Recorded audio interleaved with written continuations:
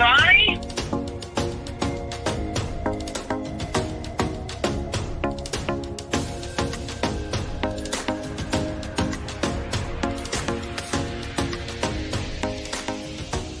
And find something you're passionate about besides Ziggy. Hey guys, so I don't know how long he's been on the stand. I got distracted with a little bit of research. Oh gosh. How long has he been on the stand, guys? Let's see here. Hopefully I didn't miss.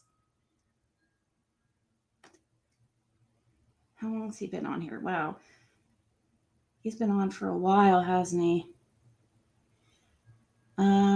So I've missed about okay, well, we'll just watch it from where it's at now. Hey, Walter and Cool Gamer. What do you call it?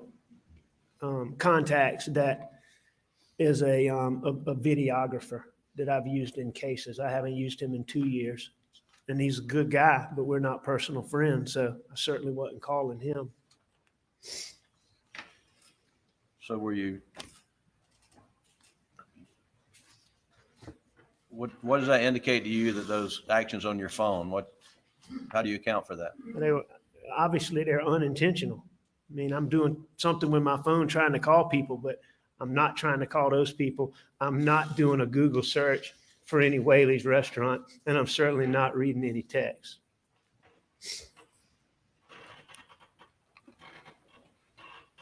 I want to ask you, Ladies and gentlemen, we're going to have to go to the jury room for a break of about 10 minutes. Please do not discuss the case. You'll stay put, Mr. Murdaugh.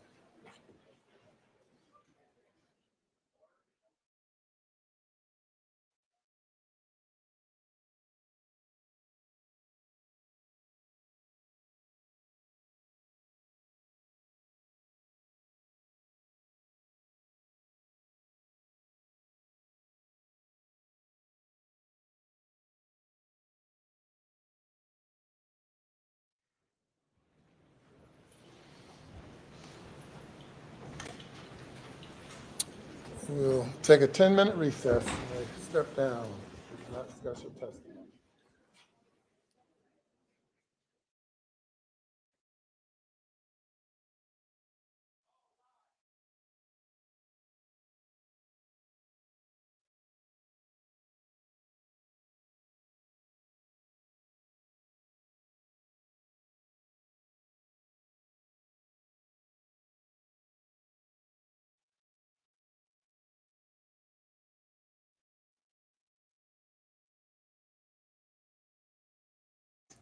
Hey guys, sorry. Let's see. What? All right, we'll rewind it while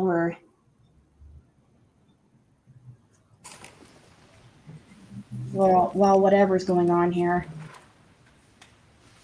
Mr. Murdaugh, on June 7th, 2021, did you take this gun or any gun like it and shoot your son Paul in the chest in the feed room at your property off Moselle Road? No, I did not. Mr. Murdaugh, did you take this gun or any gun like it and blow your son's brains out on June 7th or any day or any time? No, I did not. What the hell? Why would they say it like that? They're trying to get an emotional reaction out of Alex to make him look innocent.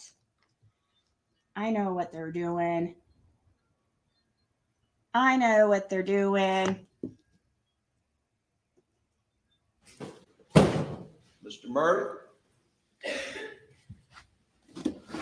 you take a 300 blackout, such as this, and fire it into your wife Maggie's leg, torso, or any part of her body?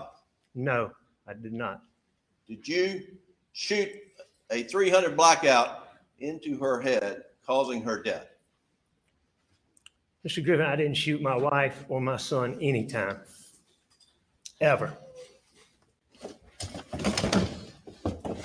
I wonder how long they rehearsed this. What do you guys think? They're still on some kind of break, so that's why I'm watching this earlier. But he's using graphic descriptives and adjectives and stuff like that to try to get a reaction. Because that is his lawyer. I mean, obviously, that's his lawyer that he hired to represent him. And I think that people are expecting him to be, they want to see him crying. They want to see, a reaction.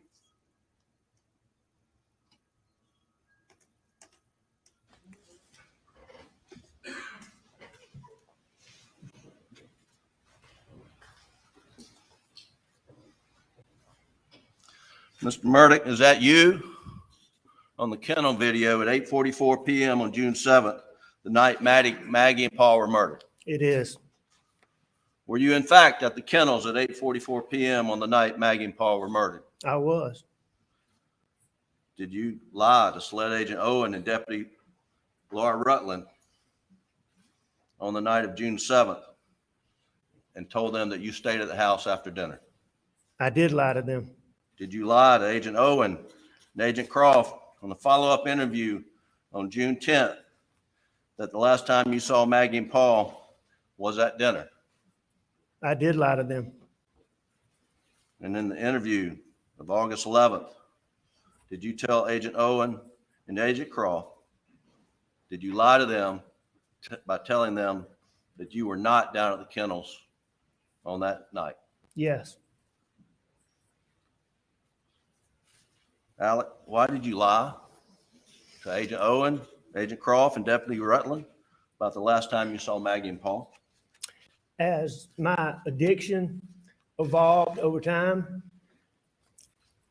I would get in these situations or circumstances where I would get paranoid thinking. It could be anything that triggered it. It might be a look somebody gave me. It might be a reaction somebody had to something I did. It might be a policeman following me in a car. That night, June 7th, after finding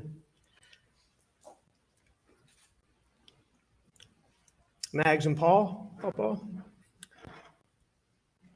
don't talk to anybody without Danny with you. All my partners were just repeatedly telling me that. I had a deputy sheriff taking gunshot test from my hands. Did he just call him? Did he just call them like little pet names like Mags and Paul? Did he really just say Paul?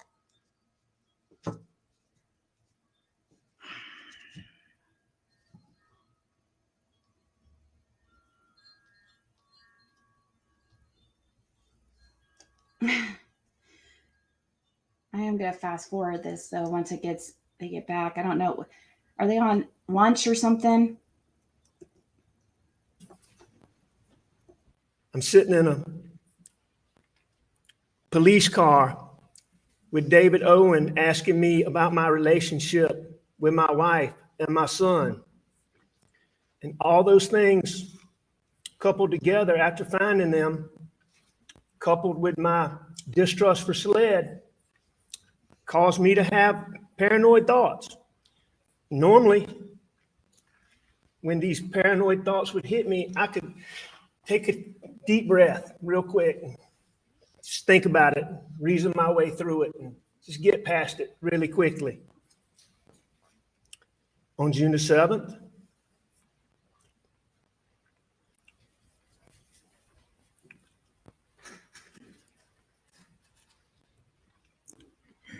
I wasn't thinking clearly. I don't think I was capable of reason. And I lied about being down there.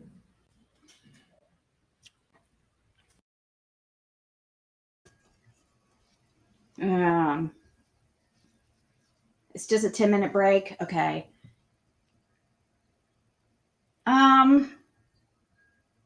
Yeah, I don't think so.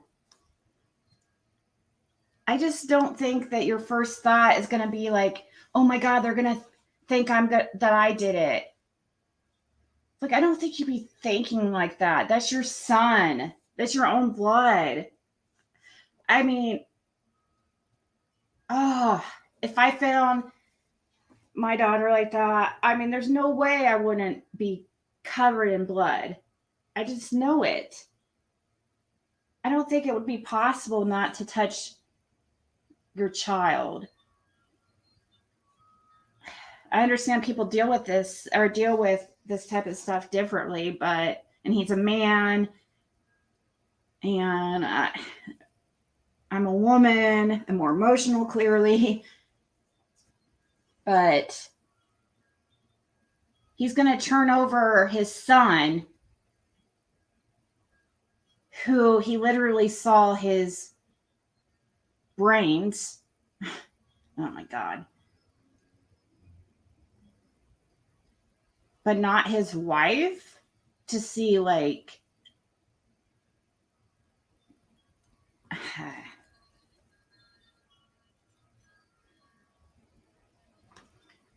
yeah, I would be, oh my God, I can't even imagine.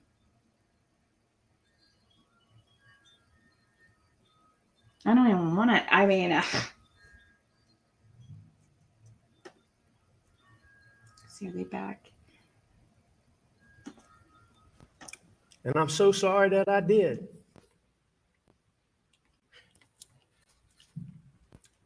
I'm sorry to my son Buster. I'm sorry to Grandma and Papa T.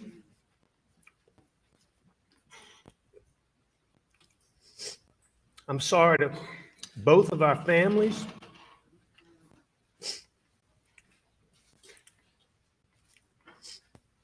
Most of all, I'm sorry to Mags and Pawpaw.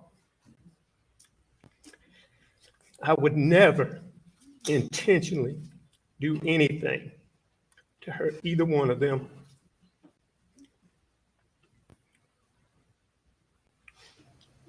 Did they give him a lie detector by chance? Ever. Ever. Did you continue lying after that night? Did you not? But once I lied, I continued to lie. Yes, sir. Why?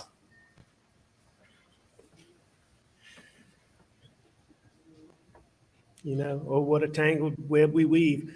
But once I told a lie, and I told my family, I had to keep lying.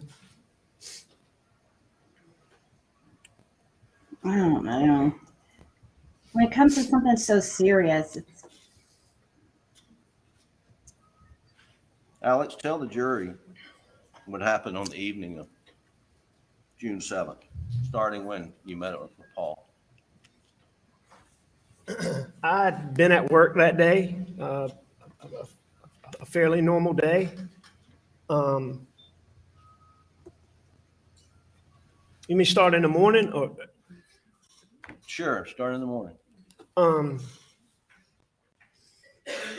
It was just a regular morning. Maggie was leaving to go out of town. She was going to a doctor's appointment, and she had some stuff to do at Edista, where she was having some work done on our house at Edista. But Maggie was there that morning. She went to leave, and she told me she was doing these things. I always asked Maggie to come back home and stay with me. But anyway, Maggie had left. She did her thing. I went to work, did work. I learned from Paul that. Who's Paul? That's Paul, my son Paul, Murdaugh. And your name for him was Paw Paw. Yeah, we called him Pawpaw. Okay, go ahead. I'm sorry. And Mm. Is it? This is right here. He starts to.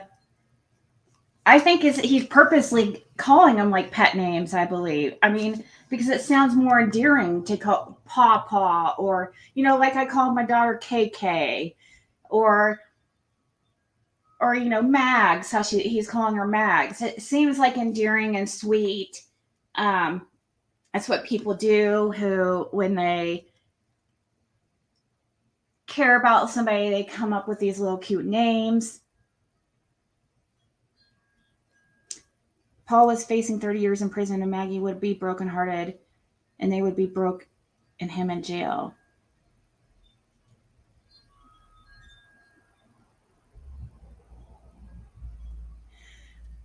Why would Paul be facing 30 years in prison?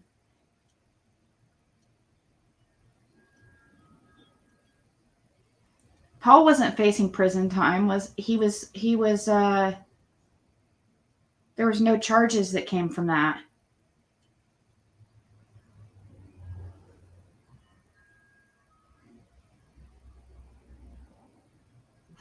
You call your daughter KK?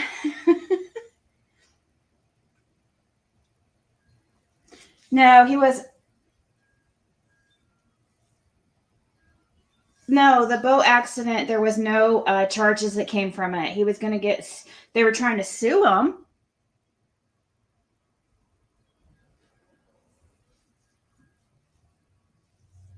They were trying to get money out of him. But for some reason, no charges ever came out of it. They were going to try to charge him. Well, I guess we'll have to look into that. I thought I read no charges ever came from it, but maybe.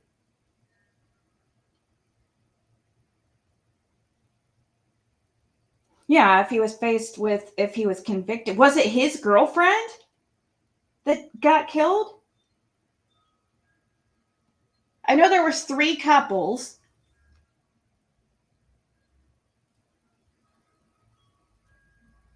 Capas's sisters. Aw.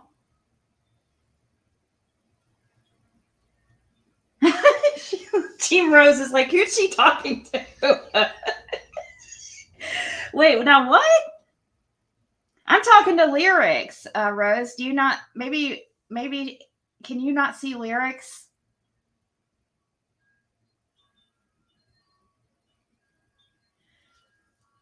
Lyrics, do you have Team Rose blocked too? I know a lot of people get confused because lyrics has a lot of people blocked, I guess. I don't know why, but okay, they're still on break, so let's continue. I mean, Buster, Maggie, I called him Paw Paw or Paul Terry, but Mags called him Paw Paw. Buster called him Paw Paw. A lot of people called him Paw Paw. But anyway, I learned about I had known that CB, the guy that worked for us, had sprayed the sunflowers. I knew about that, but I'd been out of town. I didn't know they were dead. Paul let me know they had died. So we had to replant the dove field. That's our dove field, which the dove field is just a big social part of having property. People come, and it's just a social big.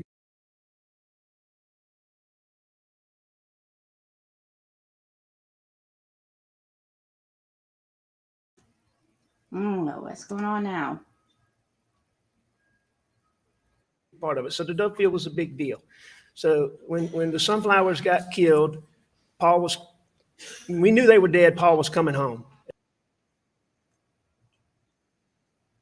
1 second.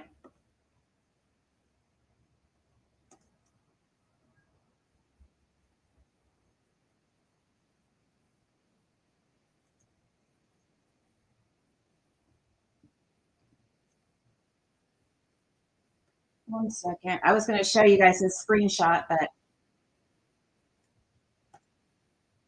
Go to the Duff field, and we look at the Duff field, and Can you differentiate, whether it was Maggie okay, or this is Paul? live right now. it's probably both. Except with so much blood. But There, Oh, really? turns out there was a drop of blood on the steering wheel. The Okay, Suburban. you can Do see her know how now. that got there? Yay! if it was fresh, I put it Got an there. extra sub out of it. If it was not fresh, Maggie drove my car all the time, but I assume it got there from me touching Maggie and then touching the steering wheel that night. And then I think maybe there's possibly blood on this gun, maybe not. I mean, do you know if you got transferred blood on anything else that night? If Maggie's blood's on that gun, then I put it there. Maggie didn't really fool with guns other than to put them up. There's, did you submit to a GSR examination that night? Yeah, that's what I was talking about earlier, and that Brian Varnado testified about. Where your hands were swabbed That's right. and then your clothes were collected by, I don't know if it's Agent Owen or someone else. That's correct. And turns out there's some GSR on your shirt and on your shorts. And did you handle this gun? This is Yes. this is item 22 that Yes, I basically had that gun with me until I put it up against my car. When I can't wait till today. Do you think that they're going to get to the prosecution today? Because that's what I want to see.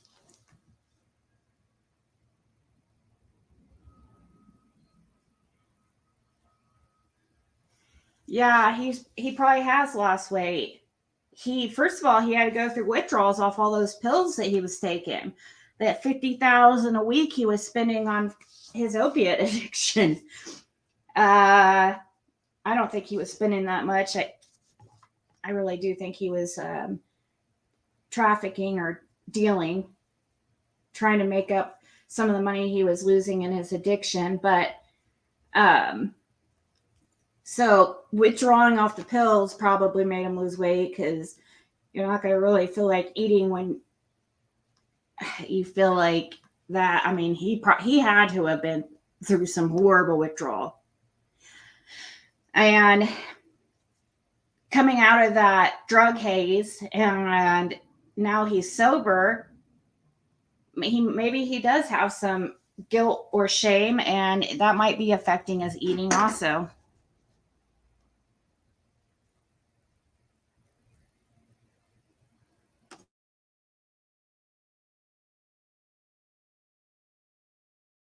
when the police officer, I think it was Mr. Green, got there, I put it against my car.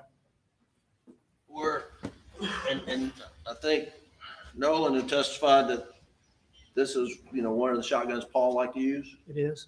Was he meticulous about cleaning his guns? Pawpaw? Yeah. No. Now, when he cleaned it, he was meticulous about it, but it was far and few between when he actually cleaned them.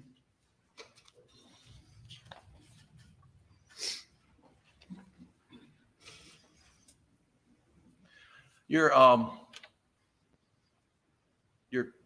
shirt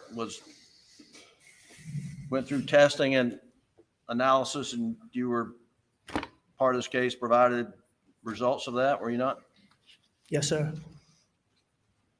I wasn't provided at the time. I've seen them. Oh, you mean the shirt that looked like crisp and just freshly ironed? Still had the crease in it from the starch or whatever, or from being ironed, that shirt that he must have had, like, I don't know what he was wearing when this went down. I've heard people say nothing. which I could see that. I could see that if this was all planned. Mama, Papa. I think the attorneys behind this case are paid off and manipulating everything to confuse the jury and the American people. Oh yeah, for sure. I mean, that's their job is to win for him.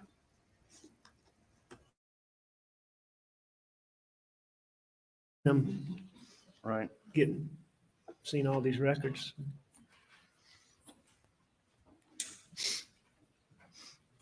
You well,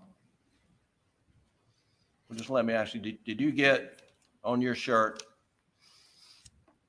high velocity blood spatter from being within a distance of a shooting Maggie or Paul? There's no way that I had high velocity blood spatter on me. Had you seen reports that said that at one point in time? I have seen reports that said that. Just to be clear, were you anywhere in the vicinity when Paul and Maggie were shot? I was nowhere near Paul and Maggie when they got shot.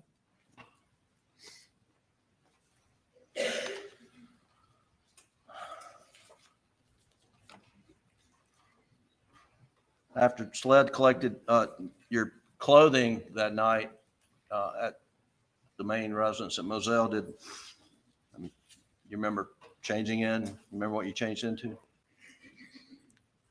Do I remember? Yeah. I know I changed clothes, and I've learned since then what I had on, but I don't. You don't remember? Okay. I don't remember that at all. But I understand I had on athletic shorts and a t-shirt. Sure. And other people have talked about this. I'm not going to repeat it, but where did you spend the night, or where'd you go to after leaving Moselle when you left for the evening? We went to Alameda too. We went to my mom and dad's house, and we stayed there. And who went with you? I believe that Bus in Brooklyn and I rode together. John Marvin might have been with us. I know John Marvin. If there's such a thing, Rose, as demon possession, then I truly believe, yes, that when people are more susceptible to stuff like that when under the influence. I could totally, I would, but I'm not sure I believe quite in something like that, like demon possession, but I do believe like negativity, like it's kind of like goes along with the power of positivity, trying to, if you put out positivity, it comes back to you. And kind of when, a lot of times when people are using drugs, they're depressed, you're thinking very negatively. So yeah, if there's such a thing as demon possession, I would definitely say that drugs enhance the probability. Why they call booze spirits. Yeah, I heard that recently somewhere.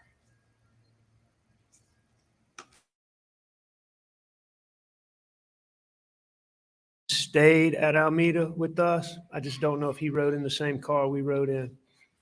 But I know I rode with Buster in Brooklyn. I know that for a fact. And the next morning, what'd you do?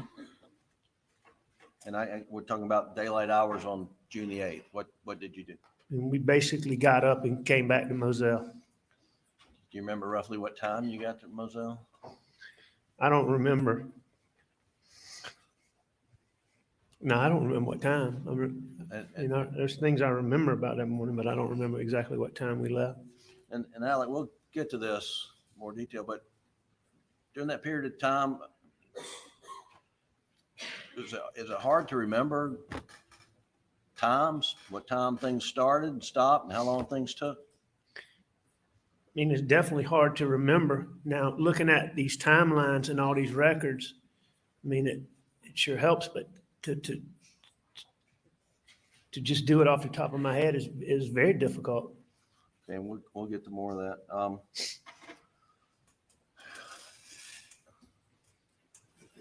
When you went back to Moselle on the morning of June the 8th, did you, do you know whether you took a shower there or took a shower at Alameda or took a shower at all? Now, I know we took a shower at Moselle. I did not take a shower before I left Alameda. We basically got up and went to Moselle. Maggie's mom and dad.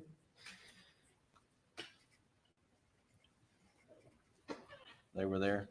They were coming to tell them, see them.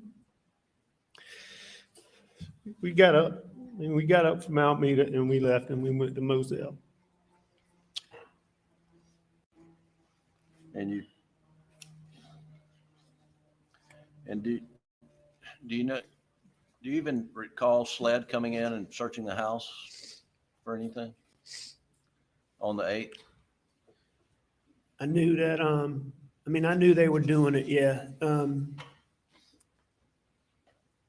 I knew they were doing it. But I don't remember, I wasn't out in that gun room and see all that video and all that, but I knew SLED, was coming in there. We made the house available for them to come in there. So, I can't tell you details, but yeah, I remember it. Do you think that's why some of these people look reptilian, Rose? You notice that? You notice how some of these people, like, they call him Alec. I don't understand. Is it Alex or Alec? But either way, he looks reptilian. So does what's his name? Chad Daybell. They look like they could be brothers.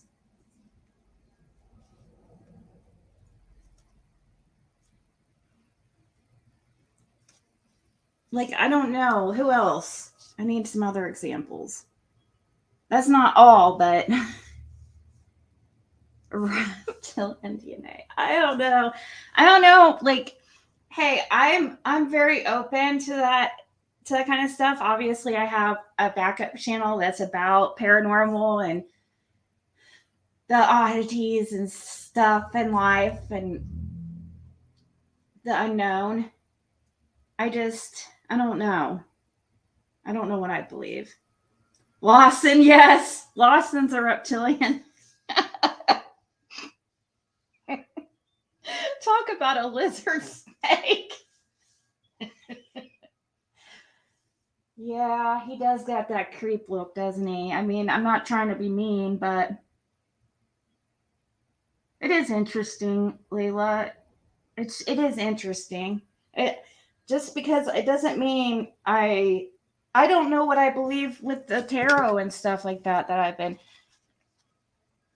It seems to be accurate, but at the same time, it's like, I don't know how it all works. I don't have all the answers. Did you at one point just tell SLED they had carte blanche to search anywhere, anytime? I told SLED they could do anything, anywhere, anytime that they wanted to.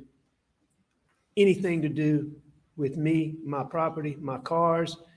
Even though I didn't own the cars, I would get my law firm owned the cars. I would have the people.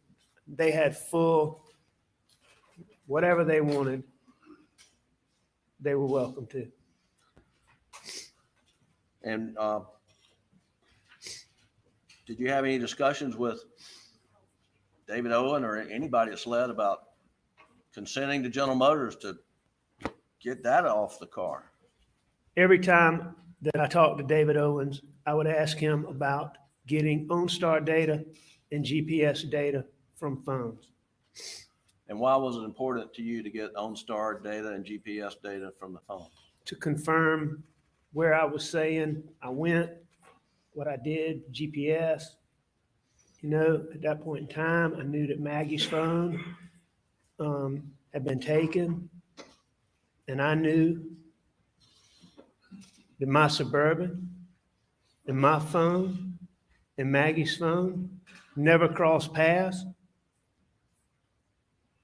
And that was extremely important to me. And I asked him about it every single time we talked.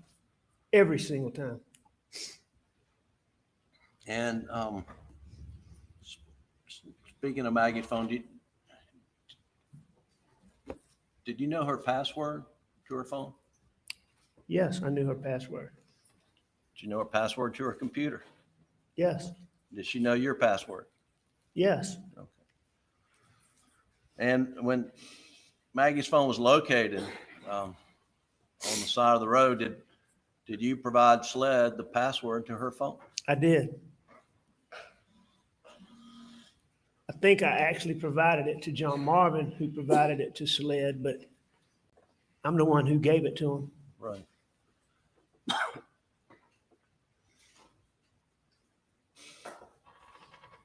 And your knowledge that Maggie's have these location services on her phone. She used them frequently.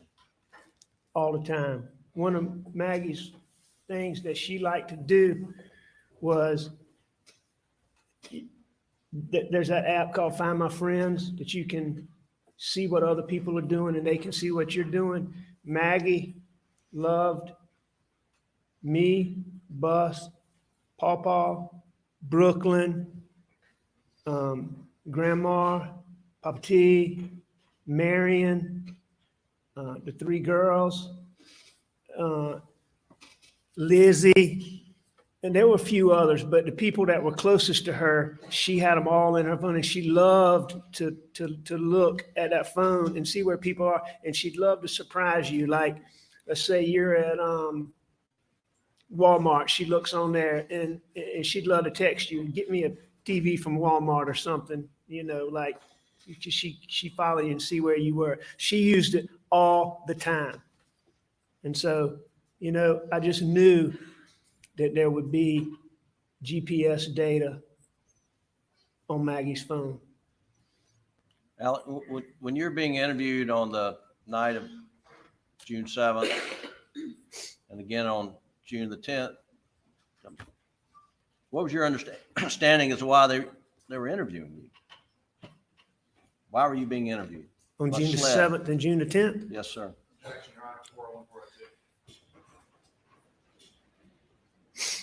What's the question again? What is his understanding of why SLED was interviewing him on the night of June the 7th and again on June the 10th? And the basis for the objection? 401 and 402, Your Honor. What do you mean? Relevance, Your Honor. His understanding is not important. What he said is important, Your Honor. Response. Well, I can, it goes to his, you know, his follow, it goes to his state of mind. I mean, that's what it goes to. Objection sustained. Did, why was it important to you to be able to get data from the Suburban, data from your phone, and data from Maggie's phone? I knew at that point in time, I knew since I was the person who found Pawpaw and Mags that I was a suspect. I mean, they kept talking about this circle, but I mean, I knew that it was very important for me to find that, to get that. And what was your belief as to that information? What would it have done for you? There's no question in there that it would demonstrate that I couldn't have done this. And when was the data from General Motors off that Suburban finally obtained?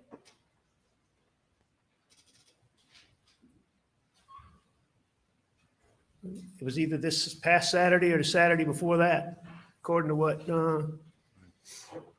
was said in this courtroom. During this trial. Absolutely. And to your knowledge, was GPS data ever able to be located off Maggie's phone? No, I mean, not just to my knowledge, it was not able to be gotten. You know, the testimony was in here that it couldn't be gotten. It only went back to June the 9th. Everything before that was erased. on Maggie's phone. Now, when, Wait. Okay, so when was the date of the murders? Alex Murdaugh.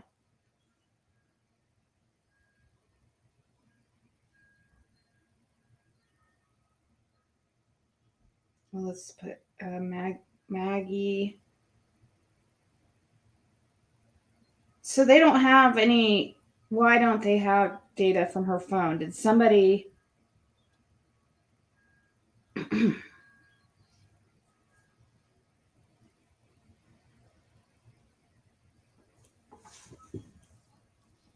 It was like the 21st, wasn't it? When they were killed?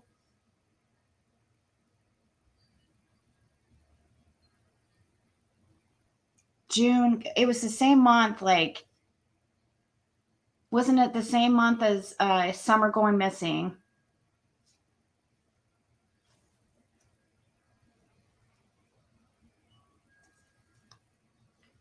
So why don't they have data from her phone? I'm confused. If it so okay, so if it went from every point from June 9th forward was deleted.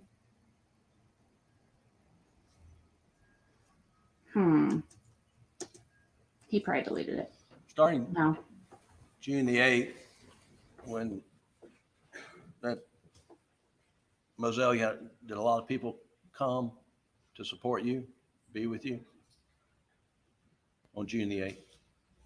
On June the 8th, Yes, sir. like the next day. Right. Yes, sir. A lot of people. And you mentioned your Maggie's parents and family came as well. Yes, sir. From that moment, June 8th, when folks, family came and to Moselle and you met with them, were you left alone by any of your family members the rest of that week?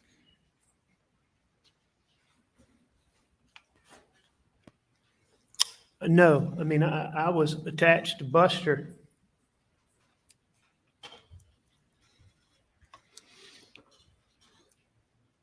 At the hip. But, I mean. And what no, happened on? I wasn't. And what happened on June the 10th? Besides being interviewed by SLED? My dad died. My dad passed. And where did you stay? And with whom did you stay on the night of June the 8th, the night of June the 9th, the night of June the 10th? On the night of June, you asked me to start on the 8th? The 8th, yes, sir. All right, starting on the 8th, I stayed with Buster every night. I stayed with Buster, and as long as Brooklyn was there, I stayed with Buster in Brooklyn. But we stayed with, I'm pretty sure that's beginning on the 8th. I know the 7th we stayed at Alameda, and I believe on the 8th we started staying at John Marvin and Lizzie's at Greenfield. And how far is Greenfield from Alameda? As the crow flies, I mean, it's no distance. It's less than 5 minutes. It's probably a few minutes away. And who stayed there? Did John Marvin and his wife Liz stay there as well? Yes, John and Lizzie. All right, John and Lizzie stayed there, and their kids, Bus and Brooklyn and I. I know Bubba and Maymay stayed there. Well, Lizzie's mom and daddy stayed there.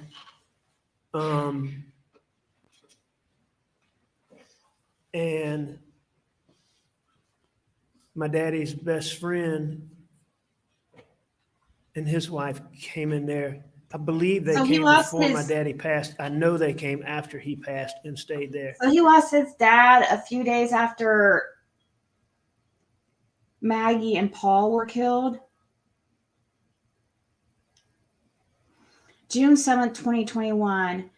Their bodies were found near the dog kennels on the property on the family's 1,770-acre estate in Islandton.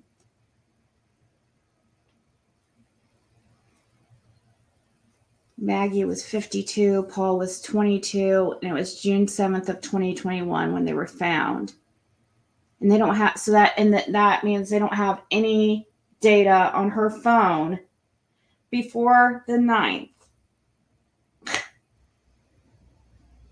So what they did, they found the phone the 9th. Oh my God. So I'm sure him being a lawyer, he knows, the best ways to clear a phone. It just so happened Maggie's phone the data couldn't be recovered. Okay. And GPS. And how many nights do you recall staying there at Greenfield? So I stayed at Greenfield. The 7th was a Monday. I stayed Tuesday, Wednesday, Thursday, Friday, Saturday, and Sunday at Greenfield. I know that for a fact. And the Maggie and Paul's funeral was Saturday? Is that right? Now, I heard that in this courtroom say it was Saturday, but So the memorial services? nah, their funeral was on Friday. I was on Friday. I know that for a fact too.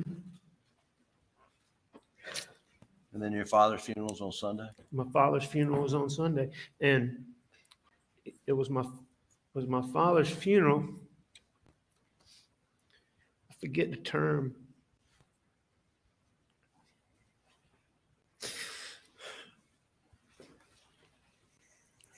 But Sunday,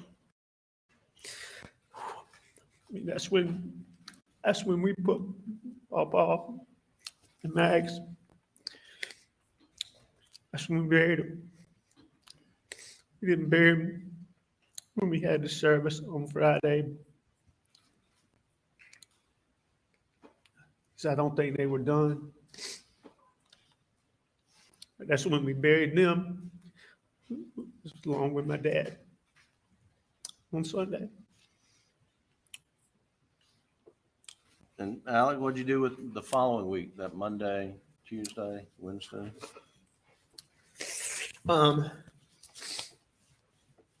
Starting when now? So the day after your dad's funeral, All right, Monday. I went to Grandma and Papa T's, Somerville, at some point, Monday. in the afternoon. You mean what did I do when I got up that Yeah, morning? well, where did you stay? We Monday stayed night? we stayed at Greenfield Sunday night. So we woke up at Greenfield on Monday. So, and Sunday night you were with the same family members, your brother and Brooklyn and Buster and That's right. Liz. And Lizzie and Lizzie's mom and dad. And I believe Donnie and Paula were still there, but I can't remember when they left. And then you went to Somerville with whom? I believe I went to Somerville by myself, but I know Buster in the car by myself. I can't remember if Buster and I rode together, but I think we might have had separate cars. We probably did ride together that first day. I don't remember, but I know I went to Somerville and Buster was in Somerville with me, with Grandma and Papa T. And Somerville is where Maggie's parents live? That's right. That's Maggie's mom and dad. Maggie's mom is Grandma, and Maggie's dad's Papa T. And did you stay with them for a few days? In Somerville? I stayed with them longer. In Somerville, yeah, I stayed with them. We stayed in Somerville Monday night, Tuesday night, Wednesday night, and then we went to Greenville. Okay. And what was in Greenville?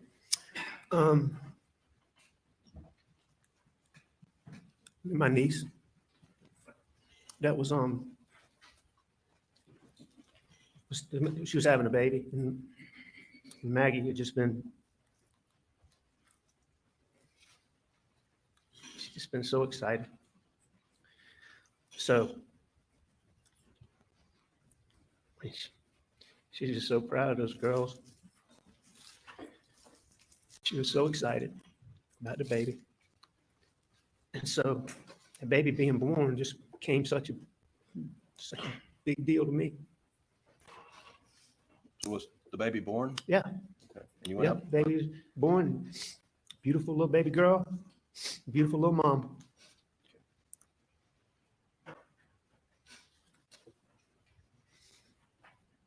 And then did you go up to the lake after that? We did. Well, I mean, we stayed. This lake, Kiwi, that y'all heard about, is really close to Greenville. And so when I say we went to Greenville, we really went to Lake Kiwi. But we went up there because, you know, when she had baby, I want to say the baby might have gotten born shortly after we got there, like Thursday, but I think it was Saturday before we could go and see them and see my niece and see the baby. So, you know, I mean, that's where we went, was to Lake Kiwi. But they live in Greenville.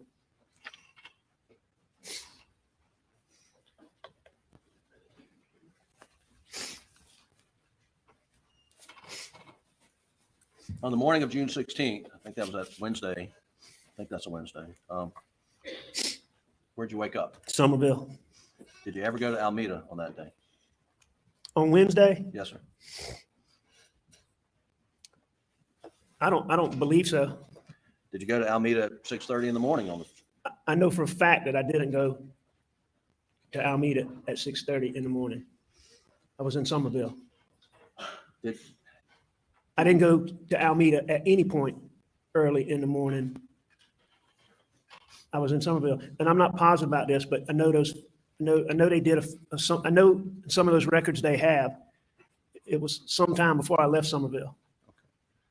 Did you ever take during that week?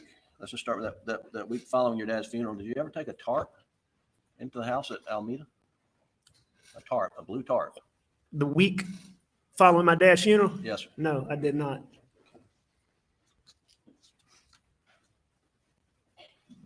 There's been I don't know where it is in any of the boxes, but this blue rain jacket. Have you ever seen that before?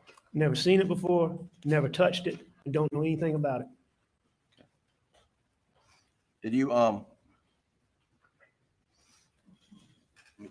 ever remember taking a tarp at any point in time over the house at Alameda? No, I don't remember it. I don't remember taking a tarp over there, but you know, I mean, Shelley's got something in her mind about that, and there may have been some point, but I certainly don't remember it, and it certainly wasn't anytime around my dad's funeral or the weeks following.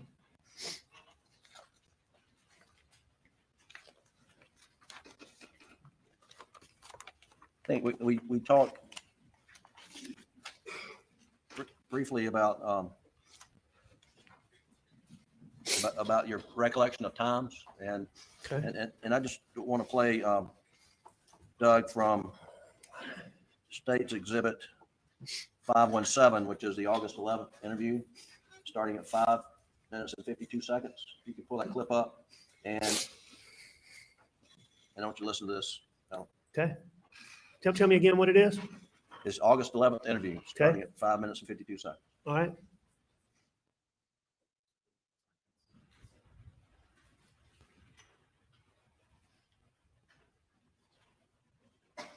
Can you go to 5 minutes and 52 seconds?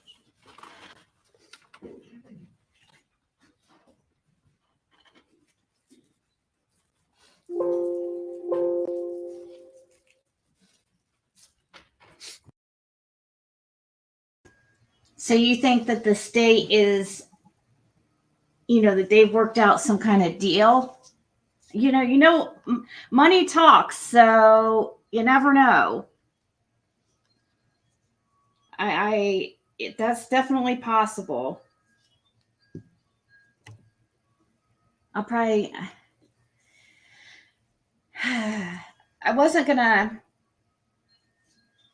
want to see the prosecution side, but I don't know. They probably won't get to it today. Who was at your house when you left? What time did you go to the office? We have been. Who was at your house when you left? And what time did you go to the office? We had been to a ball game that weekend. I don't remember exactly what time. It would have been,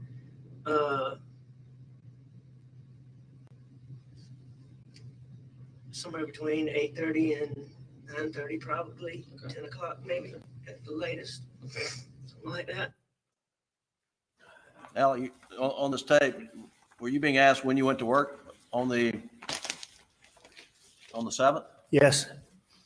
And you said 8:30 to 9:30 in the morning? And then I think said 10 o'clock at the latest.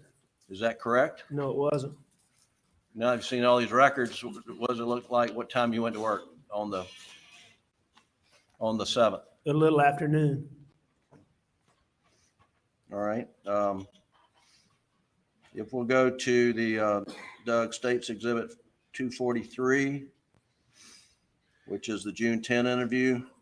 You know, Mr. Griffin, on that same date, though, I also, if you play that thing, and I don't know if it's right then, but if you play that further, I also told him the best way to see exactly when I went in that door is to go and get my information from my law firm.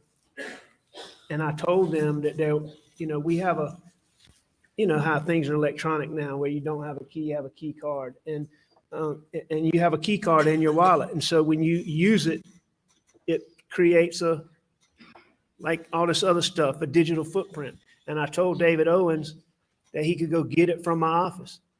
And was that a common response of yours when you were asked about specific times, that you would give them your best estimate, but you would point them to where they could find the most accurate data? Yes, sir. You did that more than once? Yes, sir. So if we've got the June 10th interview, which is States Exhibit 243, and Doug, I'd like to go to 9 minutes and 59 seconds. And here you're being asked, when did Paul arrive at Moselle? Roughly what time in the afternoon?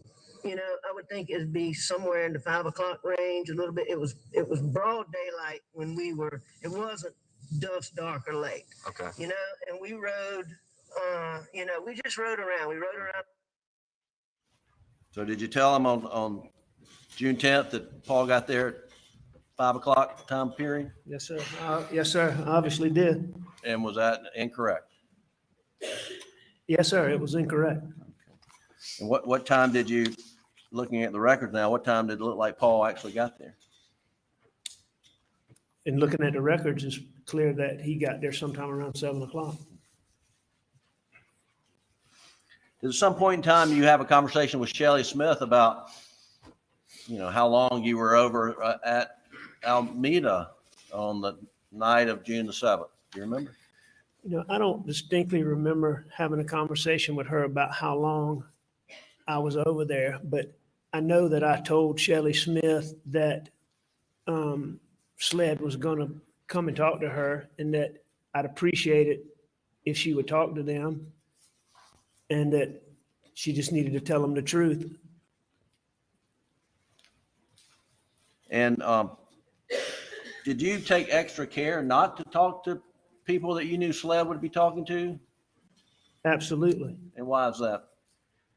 After this boat wreck that you've heard so much talk about in this courtroom, there were social media, newspaper. It went deeper than that, but there was so much talk about how I,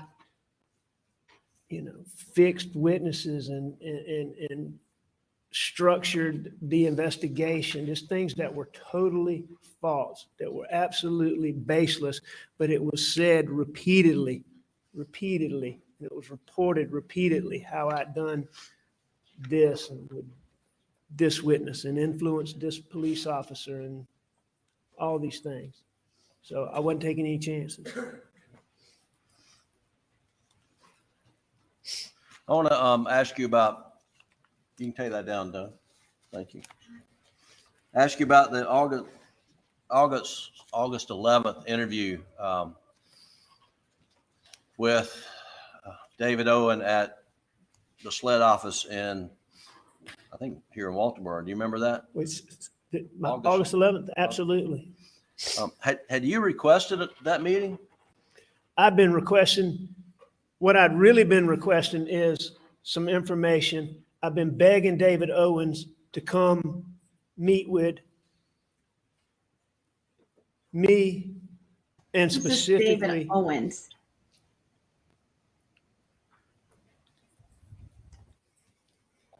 I wanted Grandma, Papa T. There were so many questions that I couldn't answer. And I've been begging him to meet with me and to meet with Grandma and Papa T. I've been begging him for weeks and weeks. And did, when you went into the meeting on August 11th, did you think that's what it was for, to give you an update? Yes, And at the conclusion of the meeting, they let you know that you're their prime suspect. What was said.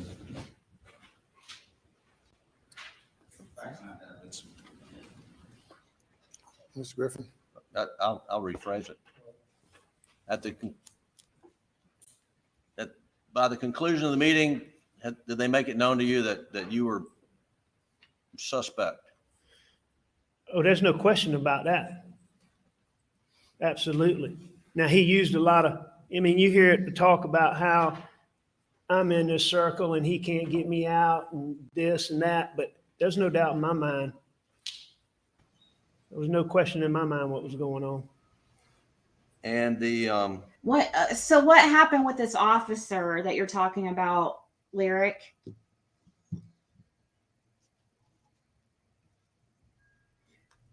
Sounds like I've just recently really got into this case. So what did the officer do that you're talking about that lied? and during that meeting, did they show you the Snapchat video of you trying Thank you, to Randall. stand up the fruit tree? Yes. And were you questioned about what clothing you were wearing? And I can't remember this. I can't remember if he showed me the whole video or he showed me a picture of it. But I was definitely showed that information. I was definitely shown those clothes in that meeting on August the 11th. And what clothes were you wearing? The same ones you see in, And do you remember what kind of pants it was khaki pants. and what kind of shirt? It's a button down, short sleeve button down. I call it a dress shirt, but short sleeve button down dress shirt. Like a shirt you got there, but just short. Just like sleeve? this, but short sleeve, and it was colored And it was, what color was it? blue with some blue stripes. And were you questioned about when you changed out of those clothes? I was. And did you have a follow-up? Did you have a conversation after that meeting was led with Blanca about what you were wearing that day? Absolutely. And what was the purpose of the conversation with Blanca? Well, they made an issue about that in that meeting, and I asked Blanca about those clothes that I had on earlier that day. Did you ask her specifically about the blue shirt? I asked her specifically about all the clothes. Okay. What I asked Blanca about specifically was, did she remember getting my clothes after she came back?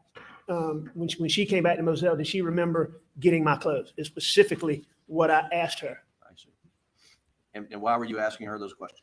Because on August the 11th, they had made an issue about me still wearing those clothes, not having changed clothes when I was in that Snapchat video. So that's why I went to Blanca. Did they ever ask you on August 11th whether, ask you for those clothes? Can you produce the clothes? Did they ask you that? No, they didn't. Have they ever asked you for those clothes? No.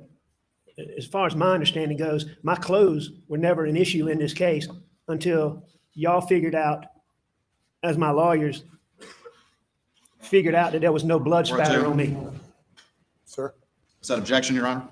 Reasons for the objection. 401, 402, and beyond in speculation, Your Honor. Mr. Griffin, It's a matter of public record. It's a matter of public record. what is? The issues with the shirt and the blood test It's a matter of public record. filed in this case, yes, sir. The objection is overruled. I'm well aware that my clothes never became an issue in this case until my lawyers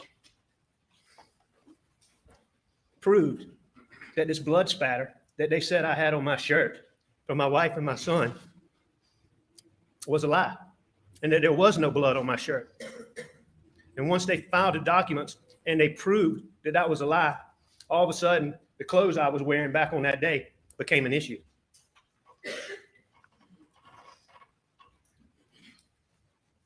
And that's in the weeks leading up to this trial. No. Alec, after the Maggie and Paul were murdered on June 7th and 8th, where did you stay and where did you keep clothes? Say that again, please. Where were you staying overnight? Well, let me ask you this. Did you ever spend another night at Moselle after June 7th? Never spent another night at Moselle. Why not?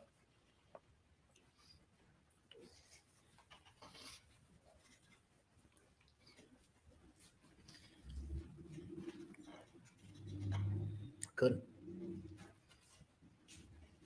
Didn't want to.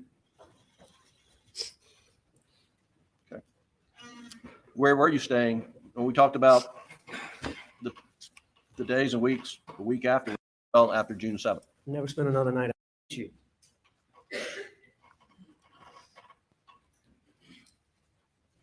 And that's in the weeks leading up to this trial.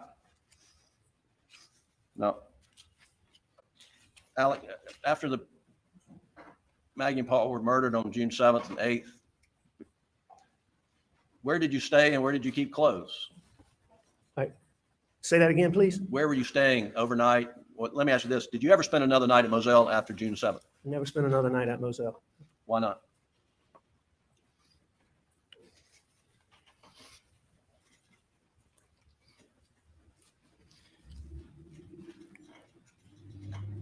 Couldn't. Didn't want to. Where were you staying when we talked about the days and weeks, the week afterwards, but where were you staying when you got back from the lake, Kiowee and Greenville? I stayed. All right. So when I got back from Greenville, so Yes. that would be so the first week went to my dad's funeral. Then, all right. So that'd be the second week. All right, so after I know Bus and I stayed with Grandma and Papa T as much as I could. You know, I remember now, lyrics. I did see that. I believe I did see that where they were trying to say he told the grand jury. And didn't he act like just like it was no big deal? I think I do remember seeing that part.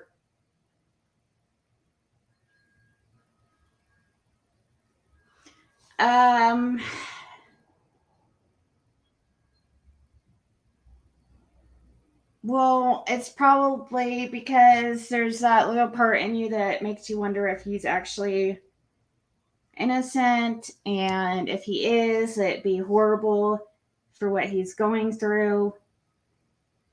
If there was if an officer really did lie, he should be completely stripped of his title. I mean, how can you, that's somebody's life. You know, you're sitting there lying and saying that there was blood when there wasn't. Yeah, that's a big deal.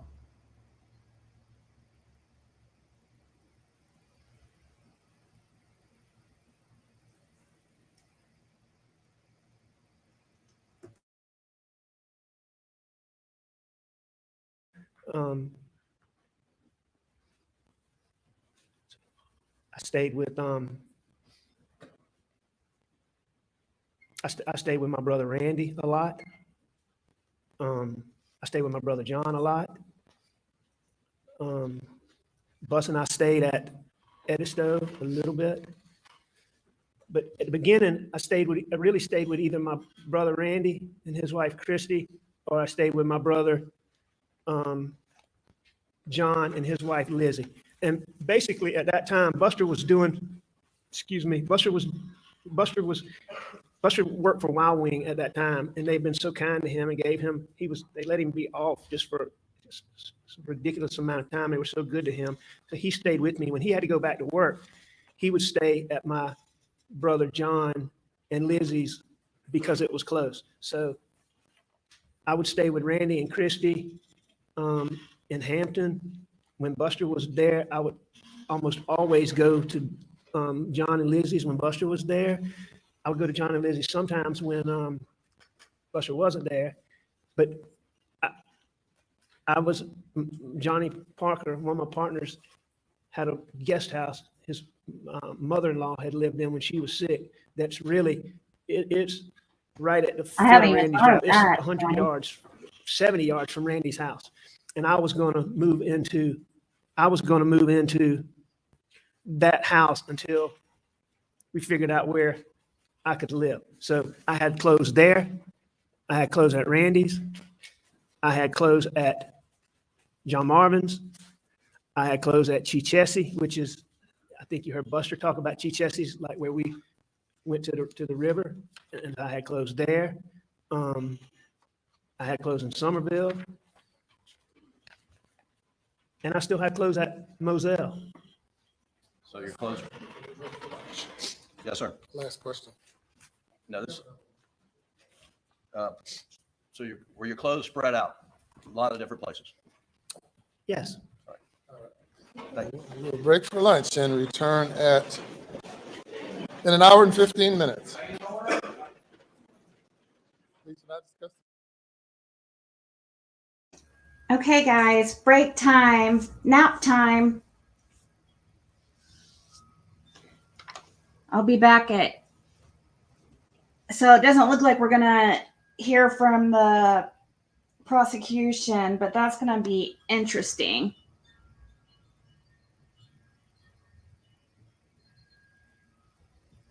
I don't think he was facing any type of prison. I really don't. Was Paul Murdaugh facing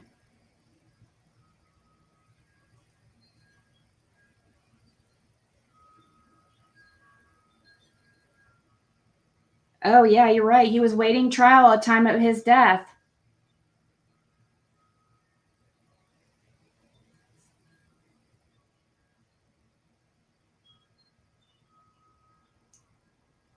I didn't. So that could be definitely could play into it.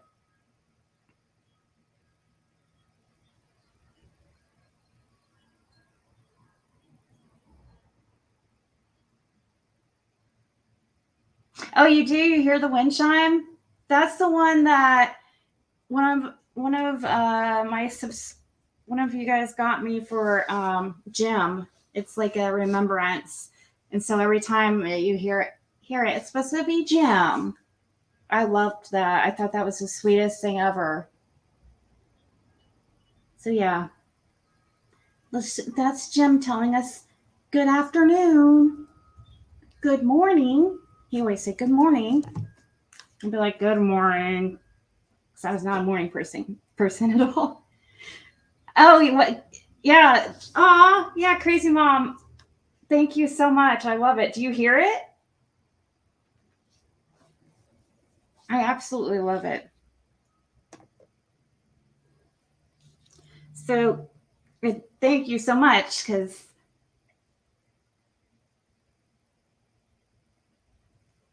it was definitely very, it meant a lot to me at the time, for sure.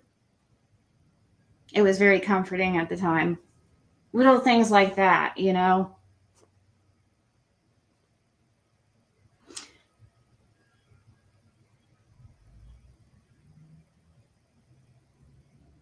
I don't know. I didn't think though about that lyric, about it possibly being something like he thought he was doing a favor or something. I don't know. I mean, he was using drugs and had been and he was involved in a lot of. Maybe he used it as an excuse. I mean, maybe he did use it as an excuse. Oh, well, I'm doing a favor for so that she doesn't have to see her baby boy go to prison and she doesn't have to deal with that. He might have used it as a way to make himself rationalize it in his mind. I don't know.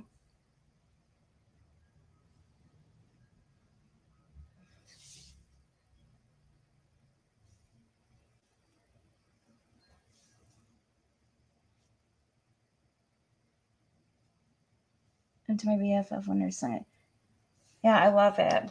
It was really thoughtful. I loved it. And I hung it up immediately. And for weeks, like, because I would talk to Jim, every day for freaking weeks. Like he was here. And especially when I would hear that chime. So, yeah. Sometimes when somebody passes really close to you like that, it makes you go a little bit crazy for a little bit. I guess it just was my way of dealing with it and coping, which was like, I would still talk to him. I would,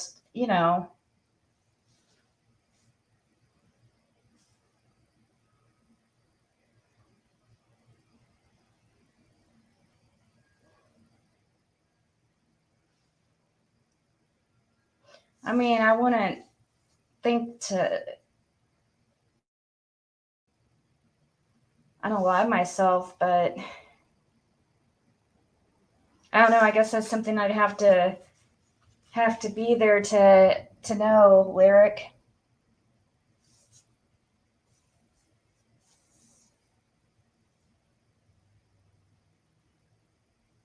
Oh yeah, I'm still obviously, it's only been like 4 months or all November, all December, all January, all February. Yeah, I still do, but at the beginning it was really bad. I think it kind of concerned my daughter. She's like, Jim's not here, right? Like, yeah, I know. But guys, I'll be back later, okay? Oh, I'm so sorry, crazy mom. That's horrible.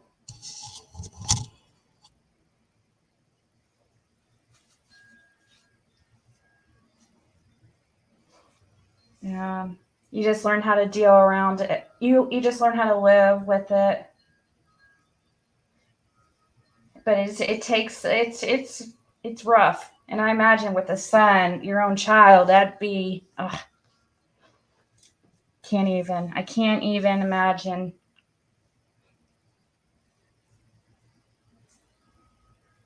All right, guys, I'll try to come back later, okay? I doubt that prosecution's going to be, I don't think that's going to get to them today. Maybe tomorrow we can hope, but all right, I'll talk to you guys soon.